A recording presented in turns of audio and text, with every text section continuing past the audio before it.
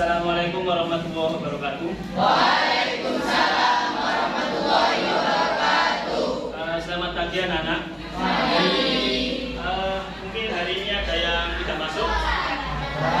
Siapa? Ya. Oke.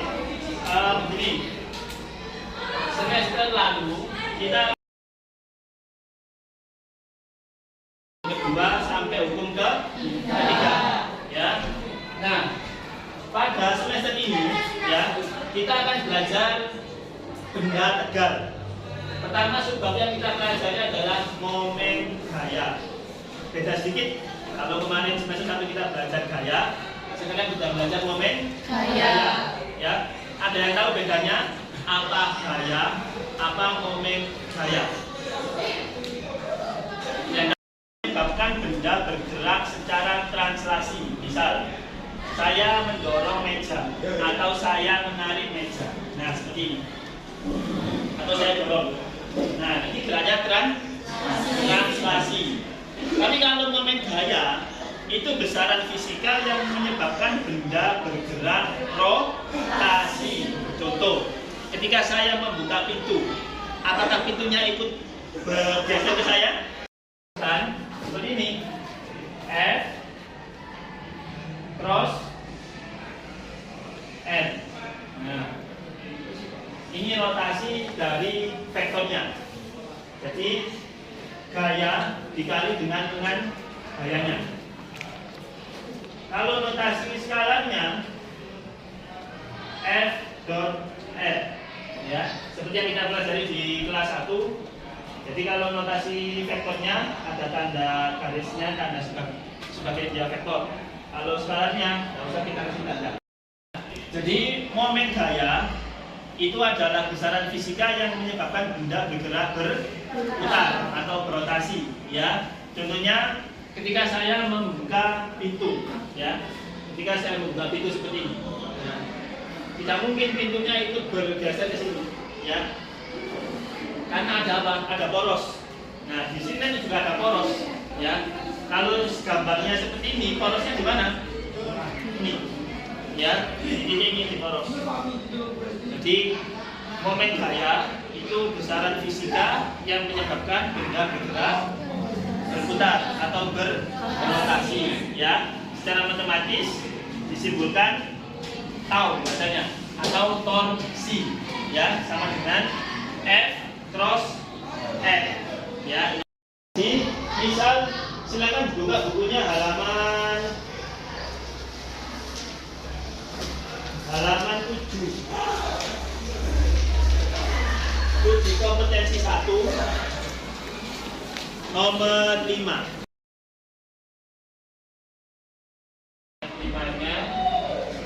F5-nya berapa itu, Ton? Nah, kalau kita mendapatkan soal seperti ini, maka kita harus analisis dulu porosnya di mana. Kalau di soal porosnya di mana itu? Di F3, ya. Jadi ini sebagai titik apa? Poros. Nah, poros, ya. Kemudian coba lihat F1, ya.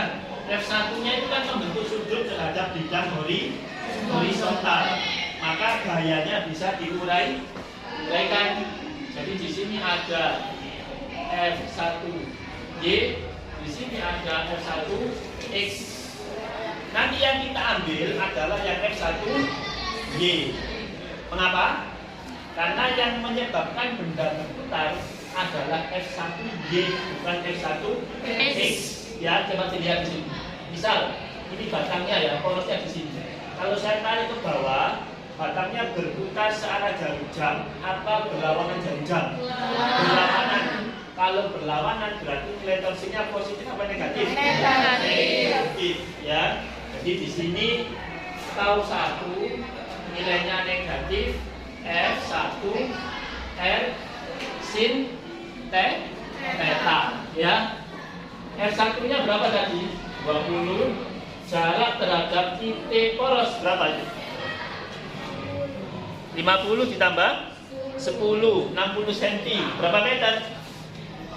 10 0,6. Nah, kemudian sin min satuannya Newton meter, ya. Kemudian kita hitung tau yang kedua. Yang kedua juga sama. Dia membentuk sudut apa tidak? Membentuk sudut. Kalau membentuk sudut, gayanya bisa diuraikan. Ya. Ada F2Y, ada F2X.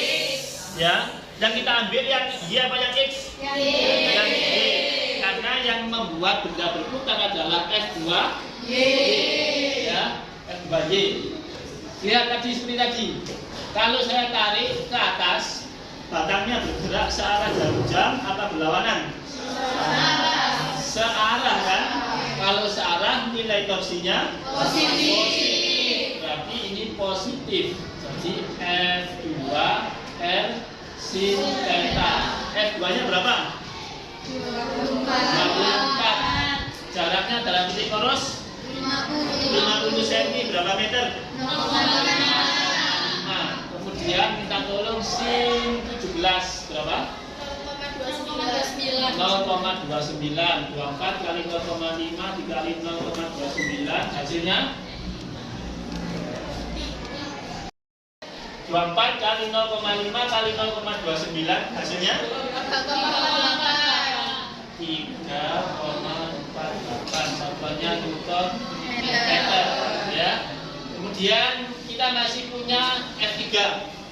F3 tidak usah kita hitung karena jaraknya terhadap titik poros 0. Sesuatu kalau dikalikan hasilnya 0. Kita hitung torsi yang keempat, ya. Torsi yang keempat juga membentuk sudut seperti tadi. Yang kita ambil adalah yang komponen F Y, ya. Ke atas ini FY, di sini Fx. Nah, batangnya kalau saya tarik ke atas, berputar berlawanan jarum jam apa searah? Berlawanan. Berarti nilai torsinya negatif, ya. Fy-nya berapa itu? 20, F4Y, ya. Terus jaraknya terhadap titik poros berapa di situ? 10 cm berapa meter?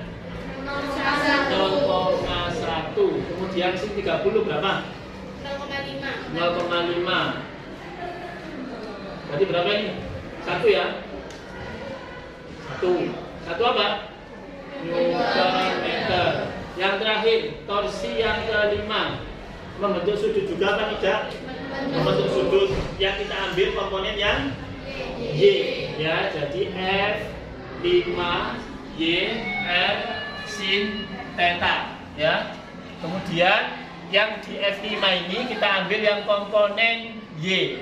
Kalau kita tarik ke bawah, batangnya bergerak searah apa? Nah, karena searah nilai torsinya positif, ya. F5-nya berapa itu? Berapa Newton? 20. Jaraknya terhadap titik poros 40 apa? Senti apa meter?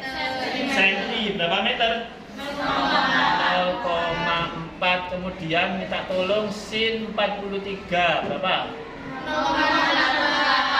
0,68 dikali 12 ketemu berapa? 8,16 Newton meter.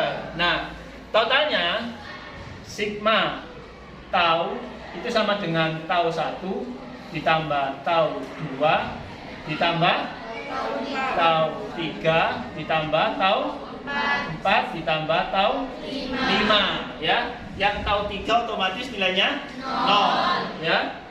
Tau 1 berapa? Negatif 10,8. Tau 2 3,48. Tau 3 0. Tau 4 1, ya tadi, ya. Negatif apa positif? Negatif, ya. Ini kurang negatif, maaf. Ini negatif. 5-nya berapa? 8,16. Coba dihitung pakai kalkulator ketemu berapa? Min 16. Satuannya apa? Newton meter. Coba dilihat. Hasilnya negatif hasilnya negatif, berarti bendanya berputar searah apa berlawanan? Berlawanan. Mungkin ada yang ditanyakan sampai sini? Oh ya, silakan. Itu kenapa contohnya kok pakai kunci, Pak? Oh, contohnya pakai kunci. Ya, mengapa kok contohnya pakai kunci? Karena kalau pakai kunci, kita bisa membuktikan bahwasanya kalau momen gaya itu menyebabkan benda berputar. Sebenarnya pakai kunci tidak apa-apa. Cuma memang di buku pakai kunci ya. Saya contohnya pakai kunci. Pakai pintu juga bisa. Ya, cuma gambarnya susah. Kita nggak tahu kok porosnya. Intinya kalau momen gaya itu cuma besaran fisika yang menyebabkan benda bergerak berputar atau berrotasi saja. Bisa pakai pintu, bisa pakai kunci atau sesuatu yang berputar yang lain bisa kita buat contoh. Banyak, Pak. Kalau ini ya menurut buku saja. Untuk menguji pemahaman tentang momen gaya, silakan bukunya dibuka halaman 9. Uji kompetensi yang B nomor 3. Kalau negatif berarti berlawanan saja. Silakan dikerjakan di buku tulisnya masing-masing.